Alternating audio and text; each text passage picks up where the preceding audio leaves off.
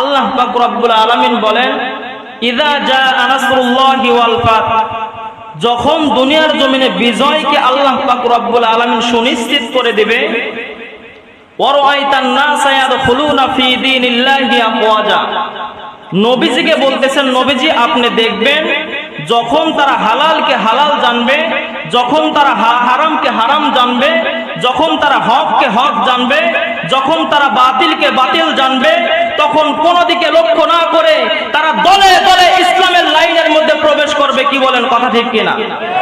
যার বাস্তব প্রমাণ আপনারা কিছুদিন আগেই জানলেন। দুনিয়ার জমিনে যত স্বৈরাচারী শাসনকে চেয়ারের অপমর্যাদা করেছে, দুনিয়ার যত রকম শাসক চেয়ারের অপমর্যাদা করেছে, আল্লাহ পাক রব্বুল আলামিন তাদেরকে জুতা পিটা করতে করতে লাঞ্ছিত অবস্থায় চেয়ার থেকে নামিয়েছে। কি বলেন, কথা ঠিক কিনা? এই জন্য ভাই দোস্তার বুজুর্গ, লা তাহজান ইন্নাল্লাহ মাআনা, কোনো ভয় নাই, কোনো টেনশন নাই। আল্লাহ পাক রব্বুল আলামিন ওয়াদা করেছেন, এই চেয়ারটা আল্লাহ পাক রব্বুল আলামিন একজনের দায়িত্বে বিশ্বাস করে দিয়েছে। এই চেয়ারের কাছে যে সমস্ত মানুষ বিশ্বাসঘাতকতা করবে, আল্লাহ তাআলা তাকে লাঞ্ছিত অবস্থায় চেয়ার থেকে নামাবে। কি বলেন, কথা ঠিক কিনা? আল্লাহ বললেন, নবী গো, তামাম পৃথিবীর মানুষকে জানিয়ে দাও, আমি আল্লাহ পাক রব্বুল আলামিন দুনিয়ার জমিনে যেই রকম ভাবে মানুষকে প্রেরণ করেছি, যে রকম দায়িত্ব নিয়ে, আমি আল্লাহ পাক রব্বুল আলামিন দুনিয়ার জমিনে বান্দার প্রতি এত মহব্বত, এত প্যার ভালোবাসা দিয়ে দুনিয়ার জমিনে প্রেরণ করেছি। বলে দুনিয়ার জমিনে কোনো মালিক যদি তার আন্ডারে কোনো শ্রমিক কাজ করে, 10 মিনিট ফাঁকি দেওয়ার কারণে তার থেকে বেতন থেকে 50 টাকা কেটে নেয়। কিন্তু আমি আল্লাহ পাক রব্বুল আলামিন কোন বান্দা যদি ফজরের নামাজ নাও পড়ে, জোহরের নামাজ নাও পড়ে, আসরের নামাজও যদি নাও পড়ে, মাগরিবের নামাজও যদি না পড়ে, ওই বান্দা যদি এশার নামাজও ত্যাগ করে, আমি আল্লাহ পাক রব্বুল আলামিন তার থেকে মুখ ফিরাই না। আমি আল্লাহ পাক রব্বুল আলামিন দেখতে চাই ওই বান্দা একদিন নামাজ ত্যাগ করেছেন, 2 দিন নামাজ ত্যাগ করেছেন, মাসের পর মাস নামাজ ত্যাগ করেছেন, কিন্তু একদিন না একদিন আসবে যার মধ্যে হেদায়েত নামক আলোটা আমি আল্লাহ পাক রব্বুল আলামিনের তরফ থেকে প্রেরণ হবে। সেই দিন নিশ্চয়ই দলে দলে মানুষ ইসলামের রাস্তার মধ্যে ধাবিত হবে। কি বলেন, কথা ঠিক কিনা? আমার ভাইরা রে, আল্লাহ পাক রব্বুল আলামিন যুগে যুগে বিভিন্ন নবী রাসূলকে আমাদের দুনিয়ার জমিনে প্রেরণ করেছে আমাদের হেদায়েতের জন্য। বলে হেদায়েত দেওয়ার জন্য। হেদায়েতের দরকার কি ছিল? আমাদের বুঝার জন্য একটা আকল দান করেছে, শক্তি প্রয়োগ করার জন্য আল্লাহ পাক রব্বুল আলামিন শক্তি দান করেছেন, সুন্দর বিচিত্র রকম জিনিস দেখার জন্য আল্লাহ তাআলা সুন্দর চোখ দান করলেন। আল্লাহ পাক রব্বুল আলামিন দুনিয়ার জমিনে বেঁচে থাকার জন্য অক্সিজেন দান করলেন। তাহলে নবী রাসূলের কি দরকার ছিল? মুসলমান ইমানদার আল্লাহর গোলাম যতই চোখ থাকুক আর শক্তি থাকুক না কেন, শরীরের অবকাঠামো ঠিক না কেন, কিন্তু তারা আমল করতে করতে শয়তানের ওয়াসওয়াসায় পড়ে আস্তে আস্তে জান্নাতের রাস্তা থেকে জাহান্নামের রাস্তার দিকে যখন পরিচালিত হতে থাকবে, জাহান্নামের রাস্তার দিকে যখন যেতে থাকবে, আল্লাহ পাক রব্বুল আলামিন এই সমস্ত নবী রাসূলকে দায়িত্ব দিয়েছে তাদেরকে জাহান্নামের ভয় দেখাইতে দেখাইতে জান্নাতের রাস্তার দিকে তারা ধাবিত করবে। বলুন সুবহানাল্লাহ। যুগে যুগে বিভিন্ন নবী রাসূল এসেছে, কিন্তু শেষ জামানার উম্মতরা গর্ব করে বলতে পারি আমাদের নবীকে আল্লাহ পাক রব্বুল আলামিন এত সম্মান মর্যাদা দান করেছে। বলে কিয়ামতের ময়দানে আল্লাহ পাক রব্বুল আলামিন সমস্ত নবী রাসূলকে এক কাতারের মধ্যে দাঁড় করাবে, আর যখন যেই সমস্ত বান্দারা জাহান্নামবাসী হয়ে যাবে, যেই সমস্ত বান্দারা জাহান্নামী হয়ে যাবে, সমস্ত বান্দা সমস্ত নবীর পিছনে পিছনে ঘুরবে আর বলবে, ও নবী, দুনিয়ার জমিনে যদিও আমি আপনার উম্মত ছিলাম না, যদিও আপনার উম্মত ছিলাম না, তারপরেও আজকে একটু সুপারিশ করেন যেন জান্নাতে প্রবেশ করতে পারি। কোন নবী সাহস করে বলবে না, সুপারিশ করবে না।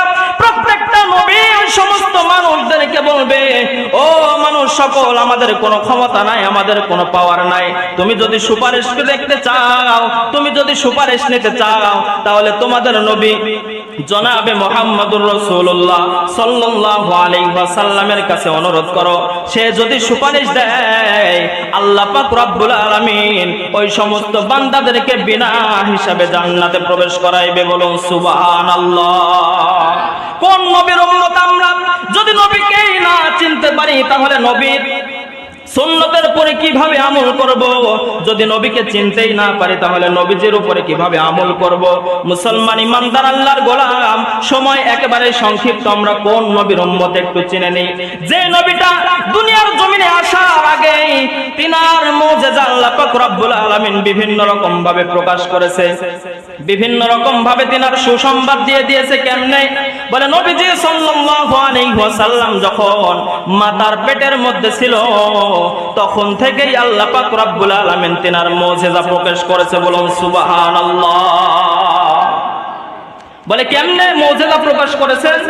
হযরত আমিনা রাদিয়াল্লাহু তাআলা আনহা স্বামীর মৃত্যুর পর হযরত আব্দুল্লাহ রাদিয়াল্লাহু তাআলা আনহু যখন মৃত্যুবরণ করেন, রাসূলের পিতা, তারপরে এলাকার মধ্যে যখন গর্ভ অবস্থায় চলাফেরা করেন তখন এলাকার বিভিন্ন লোক, বিভিন্ন মহিলারা রাসূল সাল্লাল্লাহু আলাইহি ওয়াসাল্লামের দাদার কাছে বিভিন্ন ভাবে বিচার দিতেন।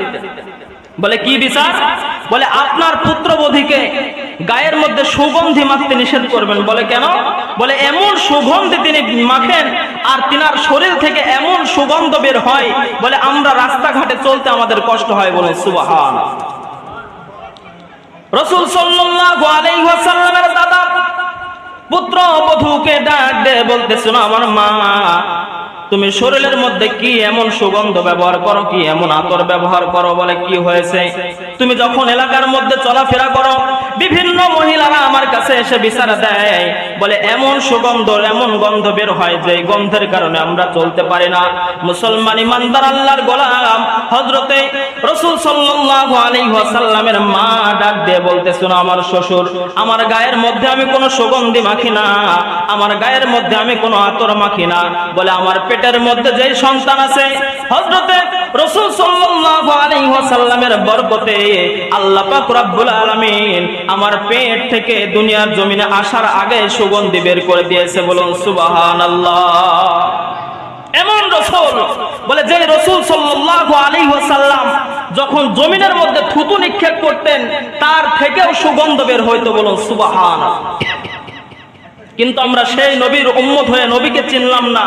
আরে ভাই, যে নবীর উম্মত সেই নবীকেই যদি আমরা না চিনি তাহলে তিনার সুন্নতের উপরে আমল করে কিন্তু মজা পাওয়া যাবে না। কি বলেন? কথা ঠিক কিনা?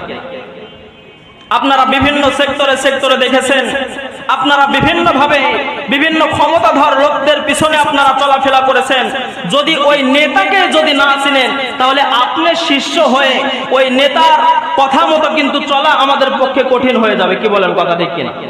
তাহলে নেতার অবকাঠামো শক্তি সম্পর্কে জানতে হলে ওই নেতা কেমন, নেতা কে, এই জিনিসটা আগে বুঝতে হবে। কি বলেন? কথা ঠিক কিনা? কিন্তু আমার আপনার নবী এমন একজন নেতা যে নেতার পিছনে ঘুরলে লাভ না লস? ভাই বলেন, সবাই বলেন লাভ না লস? কিন্তু এই লাভের পিছনে আমরা কয়জন ঘুরি? যদি আপনাকে বলা হয় ভাইজান রাসূলের তো দাড়ি মোবারক ছিল সুন্দর সুন্দর, আপনার মুখে দাড়ি নাই কেন? আমরা এক কথায় জবাব দিই, হুজুর এখনো বয়স হয় না। কি বলেন? কথা ঠিক কিনা? আমি আপনি যে বলি যে হুজুর এখনো বয়স হয় নাই, কিন্তু আমি আপনাকে এই কথার গ্যারান্টি দিতে পারবো নাকি যে দাড়ি উঠা পর্যন্ত আমাদের হায়াতকে আল্লাহ পাক রব্বুল আলামিন লম্বা করবেন কিনা? কি বলেন? মৃত্যুর কোনো গ্যারান্টি নাই, যখন তখন আজরাইল চলে আসতে পারে। এই জন্য যে রাসূলের উম্মত আমরা, সেই রাসূলকে আগে চিনতে হবে। ওই রাসূলকে চিনতে হলে তিনার জীবন আদর্শ আগে জানতে হবে। কি বলেন? কথা ঠিক কিনা? আমরা অনেকেই বলে থাকি যে রাসূল শুধু নরম নরম দাওয়াত দিয়ে, নরম নরম কথা দিয়ে ইসলামকে জয় করেছে। বলে না, তুমি যদি এই কথা বিশ্বাস করো তাহলে তুমি বোকার রাজ্যে বাস করতেছো। কথা বলেন ঠিক কিনা?